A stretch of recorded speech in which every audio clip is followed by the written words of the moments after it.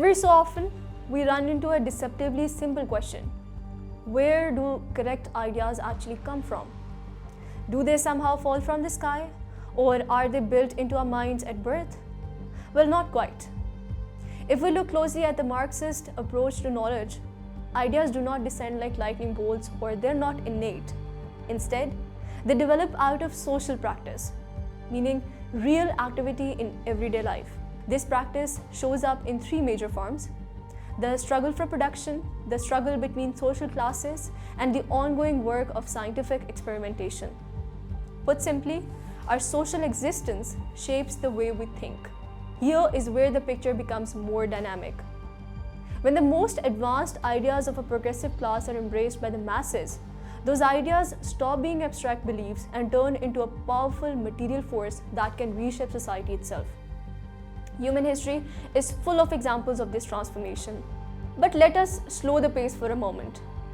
How do these ideas form in the first place? As people engage in different forms of struggle, whether they succeed or fail, they accumulate experience. Their sensory organs, from sight, hearing to smell, taste, and touch, gather countless impressions of the external world.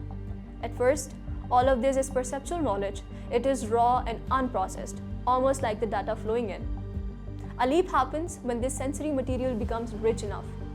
At that point, it turns into conceptual knowledge, meaning ideas, theories, and intentions.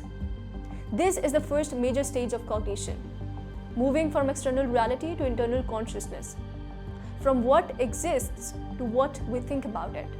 However, at this stage, there is still no guarantee that our ideas actually reflect reality. They might be accurate or they might not be.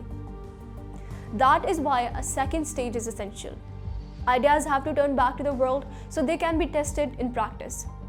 You can think of it as a loop. Consciousness returns to material reality and theory returns to lived experience. Policies, plans, and theories are applied. Their success or failure tells us whether they were correct. Usually, especially in humanity's struggle with nature, success suggests that an idea aligns with objective laws, and failure suggests that it did not. But social struggle complicates the picture. Sometimes an advanced class carrying in ideas that truly represent progress suffers defeat, simply because its material strength has not yet caught up with its vision. In these cases, their ideas are not wrong, they are simply ahead of their time, and history often ends up proving them right. When practice tests our ideas, knowledge makes another leap. This second leap is actually more decisive than the first, because only through practice can we determine whether our earlier conclusions were true. There's no substitute for this method. There's another point worth emphasizing. For the proletariat, the goal of understanding the world is not merely to interpret it, the aim is to change it. That means the cycle from practice to knowledge and back to practice often repeats many times before correct understanding is reached. This is the essence of Marxist theory of knowledge, also known as the dialectical materialist theory of knowledge. So, when we ask, where do correct ideas come from?